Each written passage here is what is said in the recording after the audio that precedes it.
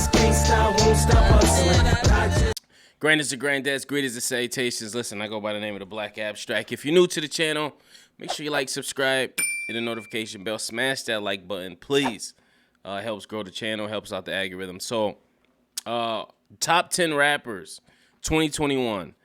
Let's get into it. And listen, I don't want to hear no crap about my list. Post your list in the comments. If you think that maybe somebody that wasn't on my list should have been on my list. But in no particular order, this is my list of top 10 rappers. And I give you a little story as to why, or reasoning as to why. Number one, I'm going to go with Kanye West. Yes, Kanye West. I think Kanye West had an amazing year as a rapper. He dropped arguably probably one of the best projects of 2021 in terms of rap with Donda. I love the build up to Donda. The whole I don't even know what listening album parties that he had. The man was levitating through the sky at one of them. So, and then the fact he brought out I believe the stadium in Chicago in order to complete the release of it. And listen, if you are one of the people who got the leak version of the album, obviously he left off a couple of great features. Pusha T, believe Benny the Butcher was on there. I liked that version a lot. The version we got is slightly different. He just took some features off. But all in all, I thought he released a decent project. I thought it was pretty decent. And I just loved his whole publicity campaign he went on, his pub run, going on Drink Champs, just all the antics that make Kanye West. Even the Free Larry Hoover concert with Drake played a part in that. But most importantly of all, I just thought the album was damn good, man. When I first heard it, I was like, I don't know why he left certain things, but then I listened to it more and more, and it made sense as to why he did certain things. So, with that being said, number 10 is Kanye West. And like I said, this is no particular order. This is just who I feel. The next one is Drake, CLB. You can't talk about Kanye West if you don't talk about Drake this year. They had the rivalry for years. Things finally came to a head this year, and they squashed things, and they did the Free Larry Hoover concert. They also had marketing around the same time as Donda and CLB. They were competing in terms of numbers. I'm not too sure who won in the long run. Hey, it doesn't even matter. And why CLB, I thought, wasn't the greatest Drake project. It had its moments on there, and as you can see from the songs that get played constantly on the radio, So Sexy, and the one with Travis Scott, which I thought was like the best song on the album. I thought he had an amazing year, you know what I'm saying? So, yeah, give it to Drake. Young Thug, Punk, was, to me, one of the best slept-on albums. I say slept-on because he didn't sell as what he normally sells in terms of record sales, but I thought the body of work was amazing, man. Like, a lot of those songs was just phenomenal, and still phenomenal. And then we see Thug popping his shit as usual, talking about he could sell out stadiums bigger than Jay-Z or whatever he was talking about in that $1 million worth for game podcast. I'm like, this dude on drugs. But I don't know. Great project.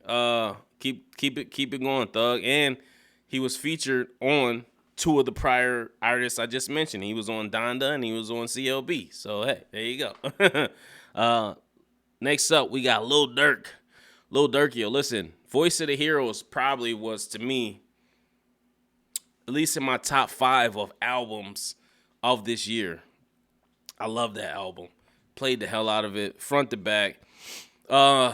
If you've been following my channel, when I first started doing content, I was doing reactions to a lot of Lil Dirk stuff because I love his last album that he came out with. When he had that Backdoor. And what else was on that project? He had a bunch of that project was just amazing. Like, that project was like him coming into himself. And then seeing him teaming up with Lil Baby, I'm like, what the fuck is this about to be about? Because, Lil Baby be snapping, and Lil Baby had a hell of a year last year. And I thought it was going to continue into this year. He wasn't really as visible this year in terms of just projects itself, but he was on everybody else's project. So Lil Dirk was right there with him. And Lil Dirk is arguably probably one of the best rappers out right now. I love to do a Lil Dirk song. Lil Dirk, hit me up. But yeah, that he and once again he was on CLB. I'm not sure. No, he was on Donda. I don't think he was on CLB. If I'm I might be mistaken. But I know he was on Drake's big single leading up to CLB, which I don't even know if it got placed on there. I don't think it did. But yeah, Lil Durk was everywhere. You know what I'm saying? And like I said, Voice of the Heroes was one of my favorite albums. And you know, a lot of people saying Lil Baby was going to demolish him on the album, and that wasn't the case at all. Durk was right there holding his own, and sometimes outclassing, outshining Lil Baby on some of them songs. So shout out Lil Durk, keep up the good work, bro. Next up, we got Moneybagg Yo. You know, he released Gangsta's Pain, the regular and the deluxe version, and the Waukesha song. You couldn't turn on the radio without hearing it. And in terms of just lyrical capability or just rapping and taking over a track, I think he executed every time he was presented an opportunity. It sucks for whatever political reason we don't see him on the bigger projects like the Dondas or the CLBs. Who knows? You know, politics behind the scenes. But I would love to see him get these looks, because I think Moneybagg Yo can actually rap. I think he's actually pretty dope at song crafting. And I liked the Gangsta's Pain. I thought that was a pretty dope project. And like I said, you couldn't turn on the radio without hearing them. You know what I'm saying? And this is my top 10. You know what I'm saying? Next up, we got to go with Conway the Machine. Hometown hero, yes. The Machine himself released La Miquena. I don't know how to pronounce that shit. But he released that album, arguably one of the best albums of the year. He introduced his new label mates, or his new label, Drum Work, and his artists underneath him by the name of, I believe, Seven the God and Jay Skis, who had arguably probably one of the best verses of the year on, I forget what name, one of those songs. He was killing that shit. Jay Skis, hit me up. Let's work. But yeah, consistency. The album was just the consistency in between Conway and Benny when they got these features is like, it's like, I don't even understand sometimes how they could continue to have consecutive just fire ass verses. This is like, where y'all getting these from? Like, every verse is hot. You know what I'm saying? And that's what I love about rap scheme now, or the rap landscape now, is because it's like the olden days. It's like when Jay-Z used to drop a verse, you'd be like, yo, what did he say? That's how it is when Benny and Conway drop a verse. You're like, yo, did you hear the verse? Like, what was it? You know what I'm saying? Oh, how they gonna go on it? And you know, I think he displayed that consistency. Oh, and then he got a song that leaked, and they was playing on the radio the other day with A Boogie and somebody else, and it's Conway, and it's to an old beat. I forget what beat it is. I think it's to like a total beat or a 112 beat. And dude, this shit is fire. Conway, you need to release that. And once again, he was on Donda, one of the former big projects that supposedly released this year. He wasn't on CLB. Drake, get them boys a look. Next up, who we got? We got J. Cole, who surprised us out of nowhere and dropped the off season. Well, he dropped something saying that he was dropping off season, but he did drop the off season. He did that famous LA Leakers freestyle. He also had a solid, great release, man. You know, prior to that, he was doing his Dreamville label head thing. That was a solid release. Then he comes with the off season. It's arguably probably one of the best albums of the year, depending on who you ask. And then he just dipped into obscurity like he always does. He's like Homer Simpson when he go into the bushes. That meme, he like this. So shout out to Jermaine Cole. Come back, brother. And yo, y'all need to give my man a Grammy or something. For real, for real. Next up, who we got? We got Benny the Butcher. Hometown Hero again. Last album he dropped was Pyrex, I don't know, Pyrex something. It was dope. He had a lot of features on. He didn't have not a lot, but he had a decent amount of features on there, which is never a bad thing when the features are dope. You know what I'm saying? He had El Camino on there. He had Rick High, his normal crew. He had Conway and Westside on there. It was like a little something to hold people over to. I guess his next big release. 7 tracks, and it was pure fuego. I think I said that correct.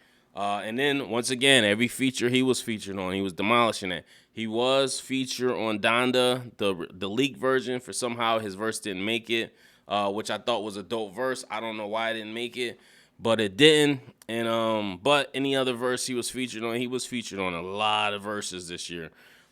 He executed perfectly and did the damn thing. Shout out to Benny the Butcher, man. Hometown Buffalo 716, stand up. We here, baby. We here. My dream is to get a list in the next 2-3 years where it's everybody from Buffalo. Griselda's gonna be me, the non-grads. We gonna be taking this shit over. What else we got? We got Tyler the Creator. Call me if you need me or something, like whatever the fuck that album was called. Y'all know I got a bad memory. I ain't got an album right yet. Tyler Creator surprised the hell out of me. I was a fan of Tyler Creator originally when he was down with Wolfgang or what was the Odd Future. I used to love that Wolf Gang. I used to love all that early shit. I used to go see them in concert every time they came to Buffalo. So I've been a Tyler Creator fan. He kind of lost me throughout the years because I just felt that he was just super weird and he'd just be doing like some weird stuff. But I took a listen to this album and I said, this shit is fire. I love the fact how he brought in DJ Drama and gave it like a mixtape type feel, but it was album. And dude, he was spitting. You couldn't deny he was spitting on these fucking joints. And he another person that don't get the big looks from the Khaled's or the Dondas or the Drakes for whatever reason. But he is respected amongst his peers and he does get his accolades. So shout out to Tyler the Creator. I mean, that's just a good product of a good team behind you. You know what I'm saying? Where they able to get your shit out to who it needs to get to so you can get your recognition. He also did a collaboration with Maxo Cream I thought was pretty good. And I thought was pretty dope. Who else we got on this list? Next up we got listen, fuck all that. I was gonna kind of be humble, but fucking I'm putting myself in the fuck. Black Abstract. I had a great year. I released Work Hard. I've been working hard. Actually, I'm not gonna put myself in it. I'm gonna put myself as an honorable mention. But for the last one for 10, I'm gonna put Lil Baby in there. Lil Baby is another artist that was on every fucking project. He was on Donda. He was on CLB. He was on Moneybag. He was on any Roddy Ricch project. He was on every project. You can't even talk about this year without saying Lil Baby. And then I just said my favorite album was Voice of the Heroes. One of my favorite albums, and he was on it. His other half, Lil Dirk, was on there. So you gotta say the other half, which is Lil Baby. And Lil Baby, you could arguably say had better looks than Lil Dirk. But that's all up to a matter of opinion and discussion. But yeah, I gotta go with Lil Baby, man. That's my top 10. Now, honorable mentions. Like I said, I gotta mention myself, myself, and I. I dropped my first single in 10 years, Work Hard. Shout out to everybody that listened to it, streamed it, liked it, shared it. I released a bunch of singles. I got a bunch of blog posts this year. And I'm just grinding. Wait till y'all see the shit I got coming up next. I don't want to say nothing. I'm not going to toot my own horn. Just stay tuned. That's all I can say. Also, Maxo Cream. I thought he released a decent project this year as well. Got to give him a shout out. Freddie Gibbs as well. Even though I'm not the biggest Freddie Gibbs fan, I give credit when it's due. Shout out to him. Westside Gunn, of course. He released a double project this year. Not really to my taste and my liking, but from what I hear, people that are into the acquired taste, I heard it was dope. Lil Wayne was on everything, brother. Everything. Literally everything. Now, Lil Wayne got a lot of looks today. Most notably, Waukesha. He did release a project with Rich the Kid, which I don't think anybody listened to just because Rich the Kid was on there. But shout out to Lil Wayne. He got a joint that just released with Cordae like 2 weeks ago. And he just been grinding, man. He just been killing these features. He was on AZ album, I heard him on. He was on projects you wouldn't even expect him to be on. Killing it. Like, really, like, spitting real bars. I'm like, yeah, Wayne back. And also, last but not least, certainly, we got to give him props to, and of course, NAS, all the letters they spell, Nas. Nas the Great, Nas the Escobar, Nostradamus, Nasty Nas. It's a bunch of Nas's. But releasing King's Disease 2, while it wasn't really my particular taste, I can still give credit and see that the consistency of Nas and Hit Boy is unmatched, and kudos to them. This is my list, my honorable mentions. Post your comments below. Post your list below. Let me know who you got as the top 10 rappers of 2021. And peace, love, and prosperity. One.